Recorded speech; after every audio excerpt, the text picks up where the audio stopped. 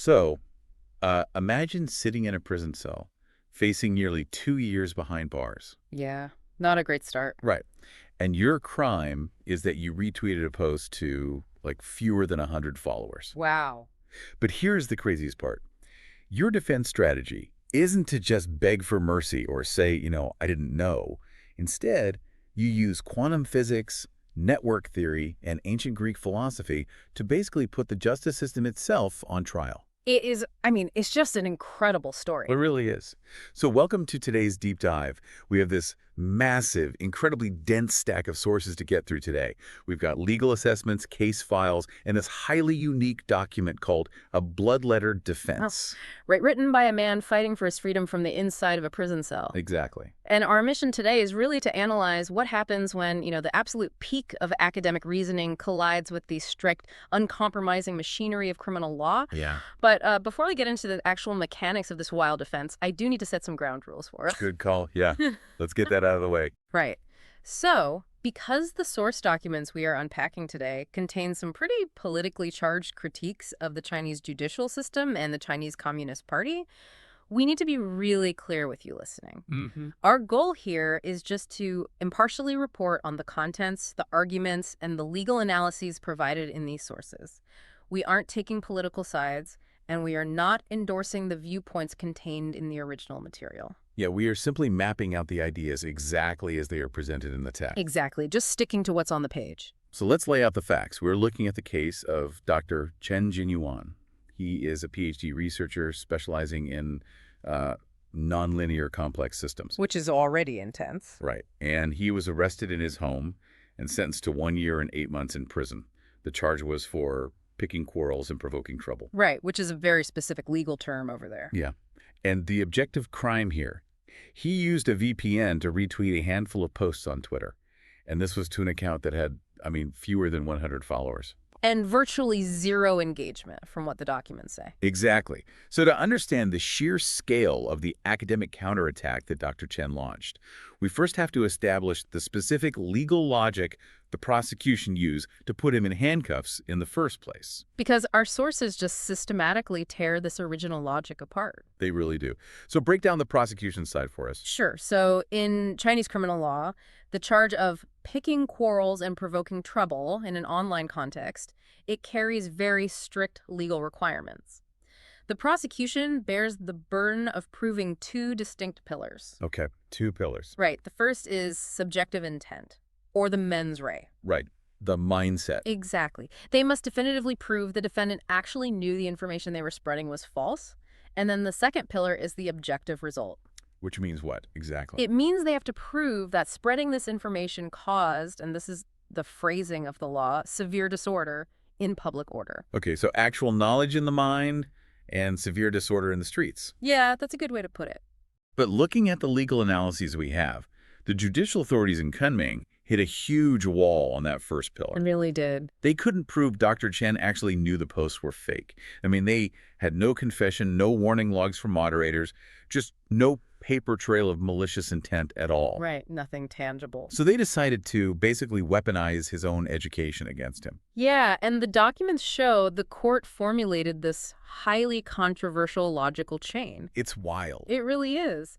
They stated that a high education level implies the defendant should be able to distinguish right from wrong. Okay. And that ability means he must have known it was a rumor, which translates directly to subjective intent to commit a crime. Let's just pause on that. That is like arresting a toxicologist for a poisoning just because they understand how venom works. Yeah, it's quite the leap. They are essentially saying, you are too smart to be innocent. Isn't that entirely shifting the burden of proof onto the defendant? Oh, absolutely. And the analytical documents in our sources label this a severe violation of basic criminal law principles. I would think so. Yeah. In legal theory, this specific maneuver is known as objective imputation. Objective imputation. Right. The court is looking at a person's social status, their identity, or, their diploma, and using that to guess their internal psychological state. Wow. It illegally forces the defendant to prove a negative. They have to prove they didn't know something. Which completely obliterates the presumption of innocence. Exactly. The prosecution is supposed to provide bridge facts, right? Like the actual tangible evidence that connects the physical act of clicking retweet to a malicious, knowing mindset. Yes, exactly. But by just pointing to his PhD, they bypass the need for evidence entirely. And this is the exact moment Dr. Chen goes on the offensive. Because he doesn't just stand up in court and say, hey, I didn't know. No, he goes way deeper than that. He structures his written testimony to prove, mathematically and philosophically, why knowing the absolute truth is impossible. He essentially forces the court to confront the nature of reality itself. It's amazing. He brings in Plato's allegory of the cave and Gödel's incompleteness theorem to completely dismantle the prosecution's arrogance regarding truth. Wait, he actually invokes Plato's cave in a criminal trial. He does. He basically tells the judge, look, we are all just chained in a cave staring at shadows cast on a wall. Right, the classic philosophical setup. Yeah, none of us can turn around and see the absolute reality that's casting those shadows. And then he layers Gödel's incompleteness theorem right on top of that. Okay, for those of us who aren't math PhDs, remind us what Gödel's theorem is. Sure, so it's a cornerstone of modern mathematics. In simple terms, it proves that in any sufficiently complex logical or mathematical system, there will always be statements that are true, but they cannot be proven within the rules of that system. Okay. So Dr. Chen is telling the court that human reason has fundamental structural limits. Any formal system of knowledge, and that includes the legal system's version of reality, is inherently incomplete and incapable of proving every truth. Okay, so think of it like a character inside a video game, trying to prove they are in a video game. But they are only allowed to use the objects and the code built into the game itself. That is a perfect analogy. They just can't do it. The system is closed. Exactly. And Dr. Chen applies this directly to his identity as a scientist and a skeptic. When he looks at a Twitter feed scrolling with posts about politics or history, he doesn't just categorize them into these binary boxes of absolute truths or malicious lies. Right, because that's not how a scientist thinks. Exactly. As a researcher, he treats them as theoretical materials. They are just data points to be collected, compared, and studied. And by establishing that baseline, he argues that, legally speaking, he lacked the cognitive capacity to possess the absolute certainty the prosecution demanded. So he couldn't have had the mens rea. Right. The state's requirement for him to know the truth is philosophically impossible. Because absolute truth, especially in the messy realm of social sciences, cannot be perfectly known by any individual observer. Man, this is just an intellectually stunning defense. But I have to wonder about the practicality of it all. Yeah, that's the catch. If you stand in front of a judge and argue that truth is an illusion and human knowledge is fundamentally flawed, does that actually win a criminal case? No. Or are you just playing philosopher while the jailer locks the door? Well, the consensus across the analytical sources is that this is a brilliant yet practically doomed strategy. Doomed. Yeah, that makes sense. It successfully deconstructs the state's "you should have known better" argument by attacking its epistemological root. But, courts do not operate on quantum epistemology. No, they definitely don't. They operate on the reasonable person standard. Right. The judge is really just looking at whether an average person on the street would look at that tweet and think, yeah, that's probably fake. They weren't trying to solve the mysteries of the universe. And that mismatch is exactly what makes the philosophical defense legally dangerous. While it's intellectually devastating to the prosecution's logic, it alienates the average judge. Yeah, you don't want to make the judge feel dumb. Exactly. The sources suggest that by leaning so heavily into this philosophical purity, he essentially ignored the gritty, pragmatic reality of how a courtroom actually functions. So the philosophical shield protects his mind, right? It addresses that first pillar, the subjective intent. But the prosecution still has that second pillar. The severe social disorder. Right. They claim his retweets caused this massive disruption. So if the philosophy defends his thoughts, how does he defend his physical actions? Like, how do you prove empirically that you didn't cause a riot with a retweet? And this brings us to what is probably the most remarkable part of his defense. Dr. Chen leverages his specific academic expertise in complex system dynamics to dismantle the claim of social chaos. Okay, here we go. He essentially transforms the courtroom into a physics lab. He brings in network theory, which is just so cool. He introduces the CAP theorem, scale-free networks, and Cohen's critical threshold. Yep. But rather than just throwing these fancy terms around, he uses them to explain the literal mechanics of Twitter. Right. So let's unpack the CAP theorem first. In computer science, CAP stands for consistency, availability, and partition tolerance. Okay. It states that in any distributed network, like a global social media platform, you can only guarantee two of those three things at once. But you have to sacrifice one. Exactly. Because the system is partitioned across the globe, you just cannot have perfect, instantaneous consistency of information everywhere at the same time. That makes sense. So Dr. Chen is pointing out that demanding perfect, consistent truth in real time across a chaotic, distributed network fundamentally misunderstands how computer networks even operate. Wow. And then he applies scale-free networks to his own follower count. Yeah, this part is brilliant. Because in a scale-free network, things follow a power law. You have a very tiny number of massive hubs like those accounts, with tens of millions of followers, and then millions of tiny nodes with almost no followers. The wealth of influence is massively unequal. Right. And Dr. Chen proves he is a microscopic node. He only has 100 followers, and most of them were inactive zombie accounts anyway. Which is where he introduces the Galton-Watson process. Oh, this was fascinating. What is that again? So this is a mathematical branching model. It was originally created in the 1800s to study the extinction of family names. But today, it's used in epidemiology to track viruses, or in network science to track viral content. Right, like how a tweet spreads. Exactly. It calculates the average branch number. Essentially, if you share a post, how many of your followers will share it, and then how many of their followers will share it, and so on. It's the reproduction number. Yes. If that number is above 1, the thing goes viral, right? It grows exponentially. If it is below 1, the cascade eventually just dies out. And Dr. Chen runs the actual math on his own account. Because he is a microscopic node with incredibly low engagement, his average branch number is vastly less than 1. So it's mathematically dead on arrival. Very much. He proves mathematically that he exists in what he calls a deep subcritical zone. A deep subcritical zone. Right. And by placing himself in that zone, he utilizes Cohen's critical threshold. Okay, what's the threshold? This threshold is the mathematical line where a localized event turns into a global system-wide cascade. Dr. Chen's calculations demonstrate that the probability of his retweets breaching that threshold and actually causing a societal avalanche or severe disorder was mathematically approaching absolute zero. Wow. So he's using rigorous fluid dynamics to prove he only dropped a single pebble into a puddle while the prosecution is trying to charge him with causing a catastrophic flood. That's exactly it. But let me just push back here on behalf of the prosecution for a second. Sure, go for it. What about the butterfly effect? We've all heard the theory that a butterfly flapping its wings in Brazil can cause a tornado in Texas. Oh, classic chaos theory. Right.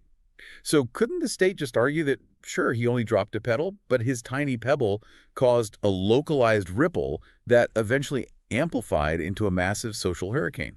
It's a great question, and what's fascinating is that Dr. Chen anticipated that exact counterargument. Did he really? He did. The documents show he addressed the butterfly effect head-on.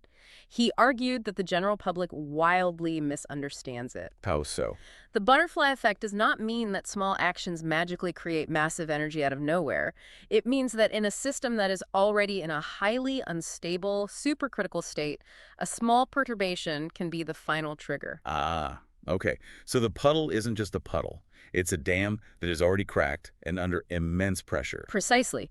If the prosecution wants to rely on the butterfly effect to link his 100-follower retweet to severe social disorder, they mathematically have to prove something else first. They have to prove that Chinese society as a whole was already sitting in a highly unstable, supercritical state, basically teetering on the absolute brink of collapse. Oh my God. That is an unbelievable checkmate. It really is. He traps them using the mathematical requirements of their own argument. The state would have to officially admit that their society is fundamentally fragile and unstable just to convict him. Right, which is a burden of proof they would never, ever touch. Never. So it forces the court to either accept his mathematical proof of innocence or admit the state's ultimate fragility. He proved that the objective requirement of the crime was physically impossible for him to achieve. That is just incredible. But we have to zoom out for a second and look at the broader implications here. Because why does this hyper-specific clash between one isolated scholar and a local court system matter to you, the everyday person listening right now? Well, the analytical consensus in our sources points to what this reveals about the danger of status-based justice. Right. Dr. Chen brings this home in his final logical defense using Reductio ad absurdum. which means reducing the argument to absurdity. Right, exactly. Reducing the prosecution's argument to its most extreme, absurd conclusion. Because if you take the court's logic that collecting, comparing, and forwarding controversial theories makes you guilty of spreading malicious rumors, then you have just criminalized the very concept of research. He pointed out that under this exact precedent, every single social scientist, historian, data analyst, and academic researcher in the country is a criminal. Wow. If holding a critical, questioning mindset is proof of malicious intent, then the pursuit of knowledge itself is illegal. And the various legal analyses provided in our sources, they completely align with this fear. They categorize this conviction as a highly dangerous pocket crime. Yes, pocket crimes. And for those unfamiliar, a pocket crime is basically a vaguely defined catch-all charge. It's this legal pocket the authorities can reach into whenever they want to punish someone who hasn't technically broken a clear law, but who they just find bothersome. Exactly.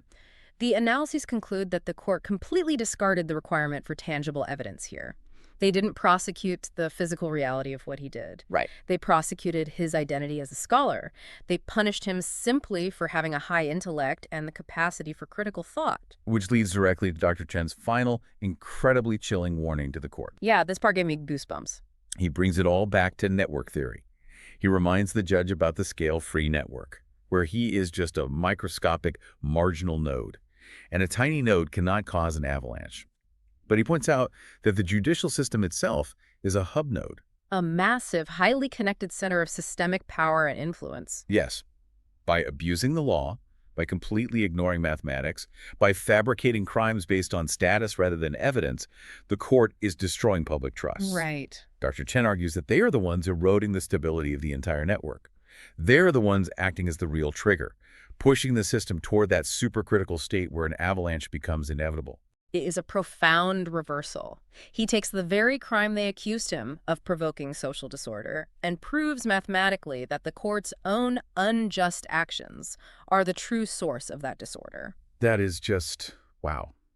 So bringing all these threads together, we've watched a man wield Plato, Gödel's Incompleteness theorem, the CAP theorem, and avalanche dynamics to fight a legal machine that literally tried to weaponize his own PhD against him. Yeah, he threw the book at them, literally. He really did. It paints this stark, almost surreal portrait of a collision between the open, perpetually questioning nature of scientific inquiry and the rigid, unquestioning nature of an authoritarian judicial system. The contrast is absolute. I mean, science thrives on doubt, right? Yeah. It demands empirical proof and expects its own rules to be challenged constantly. But this specific legal application demanded blind obedience. It bypassed the need for proof, and it literally criminalized the act of doubting. Think about how often we see echoes of this in our own lives, right? Where someone's intelligence or their status or their identity is used against them, where the phrase, "you should have known better," entirely replaces the hard work of gathering actual tangible evidence. Yeah, it's a dangerous precedent anywhere. And, as we move forward into a rapidly changing technological landscape, this case raises a really fascinating question for all of us. Oh, what's that? Well, Dr. Chen proved beyond a shadow of a doubt that human judges utterly failed to grasp the complex mathematics of network influence and causality. Oh, they totally is it. Right. But we are hurtling toward a future where AI and algorithms might assist or maybe even replace human judges. That is a terrifying thought, but yeah. So we have to ask ourselves, would an artificial intelligence judge have analyzed Dr. Chen's flawless mathematical logic and acquitted him on the spot? Or would an AI simply strip away the philosophy and enforce the rigid, flawed rules of the state with terrifying, unblinking efficiency? Oh, wow. If the scales of justice are mathematically broken, can a machine fix them? Or will it just calculate the breakage faster than we ever could? Exactly. That is an incredible thought to end on. Thank you for joining us on this deep dive. Keep questioning the information around you, keep looking closely at the shadows on the wall, and we will see you next time.